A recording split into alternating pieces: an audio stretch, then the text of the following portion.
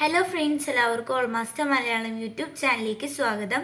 ഇന്ന് ഞാൻ എത്തിയിട്ടുള്ളത് ക്ലാസ് 9 ഹിന്ദീൻ്റെ ആൻസർ കീ ആയിട്ടാണ്.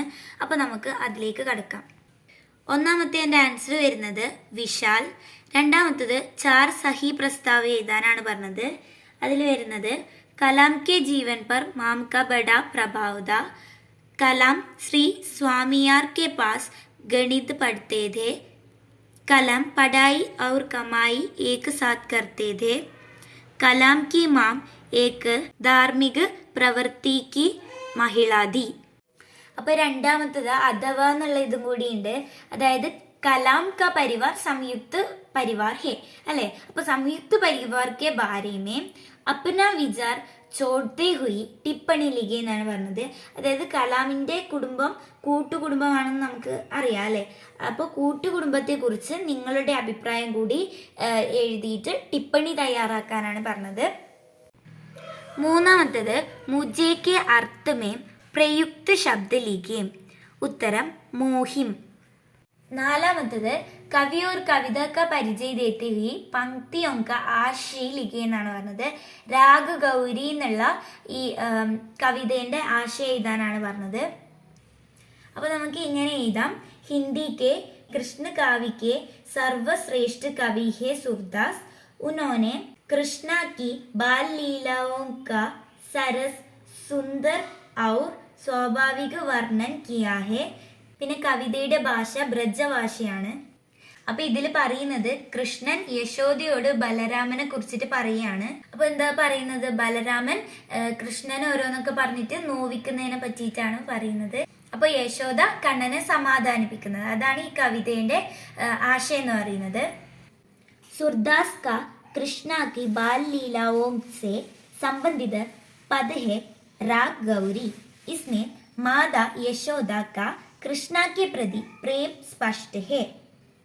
कृष्णा अपनी माता यशोदा से शिकायत करता है क्योंकि बड़ा भाई बालराम हमेशा यही कहता है कि यशोदा ने उसे मोल को लिया है. तुझे यशोदा ने कब जन्म दिया है. इस क्रोध के कारण गैलने को भी नहीं जाता. बालराम कृष्णा से बार बार यही कहता है कि तुम्हारे पिता नंद तो गोरे है और माता गोरी. तुम क्यों शरीर वाले हो गई. सारे गांव वाले भी यह सुनकर हंसते हैं. कृष्णा के अनुसार माँ बालराम पर कभी क्रुद्ध नहीं होती है. कृष्णा का मुख क्रोध के साथ देखकर और उसके वज्रों को सुनकर यशोदा अत्यंत प्रसन्न हो जाती है.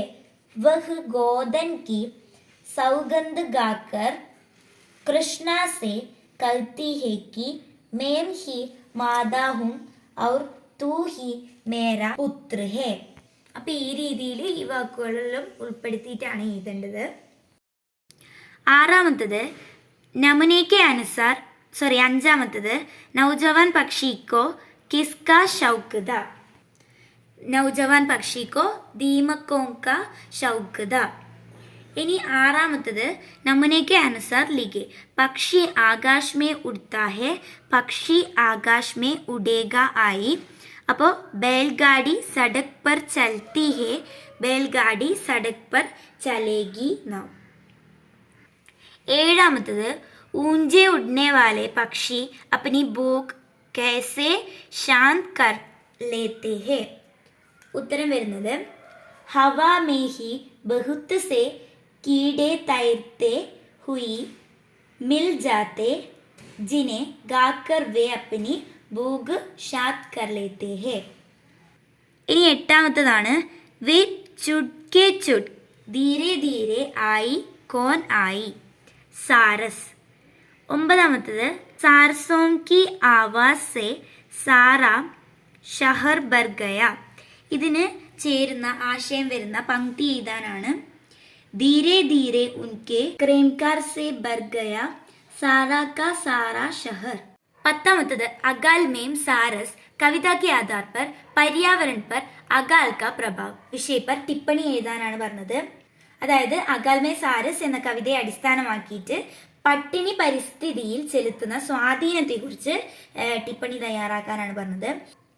സാരസ് ഉസ് കഠോരെ കോ ദേഖ്തേ തക് നിഹി ഔർ ഉഠ് ജാത്തെ ഹെ. एक पूरा दृश्य एक फिल्म की पटकथा से गतिविधियों की बारीक से बारीक घटना दर्ज है. केदार जी वर्णन ही चित्रण करते हैं. दरअसल यह कविता बौद्धिक अर्थ में अकाल पर होते हुए भी अर्थ के अतिक्रमण की कविता है और वह शहर को दया या ऋणा का पात्र मानने की टिप्पणी के साथ गतम होती है. അപ്പോൾ ഇതെല്ലാം ഉൾപ്പെടുത്തിയിട്ടാണ് എഴുതേണ്ടത്. ഇനി 11ാമത്തേതാണ് അംഗ്രേസോനെ കിസ്കോ ഗിർഫ്താർ കർ ലിയ. ഉത്തരം ഗാലിബ് കോ. ഇനി 12ാമത്തേത് വാക്യ പിരമിഡ്ക്ക് പൂർത്തീകരം എന്നാണ്. സിപ്പാഹി ഗുസ് ആയി. സിപ്പാഹി घर में घुस आई. सिपाही गालिब के घर में घुस आई. अंग्रेज सिपाही गालिब के घर में घुस आई. ഇങ്ങനെയാണ് വരുന്നത്. ഇനി 13ാമത്തേത് സംസാർ പുസ്തക് ഹെ കിസ്കി രചന ഹെ. ഉത്തരം നെഹ്റു കി. 14ാമത്തേൻ്റെ ആൻസർ വരുന്നത് വ പ്ലസ് കെ ഉസ്കെ. ഇനി 15ാമത്തേതാണ് വരുന്നത് दुनिया का हाल संसार रूपी पुस्तक से मिलता है. दुनिया के लोग हमारे भाई बहन है. जानवरों से पहले धरती पर कोई जानदार चीज ना थी. छोटे रोटे की भी अपनी कहानी है. ഇങ്ങനെയാണ് വരുന്നത്. 16ാമത്തേത് പോസ്റ്റ്മാൻ കോ കിസ്നെ ജൂത്തെ ദിയെ ബേബീനെ. ഇനി 17ാമത്തേത് ബേബീനെ होली के उपहार के रूप में पोस्टमैन को जूते दिए. मान ले पोस्टमैन उस दिन डायरी लिखता है वह डायरी लिखे. അതായത് ബേബി പോസ്റ്റ്മാനിന് ചെരുപ്പ് ഹോളി സമ്മാനമായി നൽകുന്നുണ്ട് അല്ലേ. അപ്പോൾ അന്ന് പോസ്റ്റ്മാൻ ഒരു ഡയറി എഴുതുകയാണ്. അപ്പോൾ അതെങ്ങനെയായിരിക്കും എന്ന് എഴുതാനാണ് പറഞ്ഞത്. അപ്പോൾ പോസ്റ്റ്മാൻ്റെ സന്തോഷമെല്ലാം പ്രകടിപ്പിക്കാം, അങ്ങനെയെല്ലാം ആണ് ഡയറി എഴുതേണ്ടത്. പിന്നെ താരീഖും എല്ലാം കൊടുക്കണം. ഇനി അഥവാ എന്നുള്ള ക്വസ്റ്റ്യനിൽ 4 നിമ്നലിഖിത് വാക്യോംനെ നയി പോസ്റ്റ്മാൻ की 4 ചരിത്രഗത വിശേഷതാവും ചുൻകർ ലിഖെ. നയി പോസ്റ്റ്മാൻ്റെ ആണ് പറഞ്ഞത്. അത് വരുന്നത് പോസ്റ്റ്മാൻ ബച്ചോം കെ സെ ചെഹരെ വാല ഹെ. പോസ്റ്റ്മാൻ കോമൽ തഥാ ദബി ആവാസ് മേ ബാतें करता है. पोस्टमैन नंगे पैर चलता है. उपहार लेने के बाद पोस्टमैन उदास है.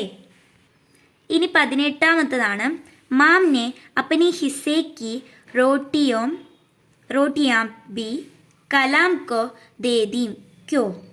ഉത്തരം വരുന്നത് മാം को कलाम से विशेष प्यार था. 19ാമത്തേത് इस घटना के आधार पर മിത്ര കെ നാം കലാം ക പത്ര ലിഖെ എന്നാണ് പറഞ്ഞത്. പത്രം എഴുതുമ്പോൾ ആശയ് സമച്ചുകർ സ്ഥാൻ താരീഖ് സംബോധൻ അതെല്ലാം ഉണ്ടായിരിക്കണം. അപ്പോൾ അവസാനം സേവാമേ നാം പത്ര എല്ലാം കൊടുത്തിട്ടാണ് എഴുതേണ്ടത്. അടുത്തത് കലാം ഔർ ബഡേ ഭായി കെ ബീച്ച് കി സംഭാവിക ബാത്ചീത് ലിഖെ. അതായത് കലാമും മൂത്ത സഹോദരനും തമ്മിൽ ഒരു സാധ്യമായ സംഭാഷണം എഴുതാനാണ് പറഞ്ഞത്. അപ്പോൾ ഈ തന്നിരിക്കുന്ന മേരി മമതാമയി മാം എന്നുള്ള അതിലുള്ള കാര്യങ്ങൾ ഉൾപ്പെടുത്തിയിട്ട് മുകളിൽ തന്ന പാസേജിൻ്റെ അടിസ്ഥാനമാക്കിയിട്ടാണ് എഴുതേണ്ടത്. അപ്പോൾ ഇത്രയാണ് ഈ വീഡിയോയിൽ ഉൾപ്പെടുത്തിയിട്ടുള്ളത്. ഇഷ്ടപ്പെട്ടാൽ ലൈക്ക് ചെയ്യുക, ഷെയർ ചെയ്യുക, സബ്സ്ക്രൈബ് ചെയ്യുക. Thanks for watching.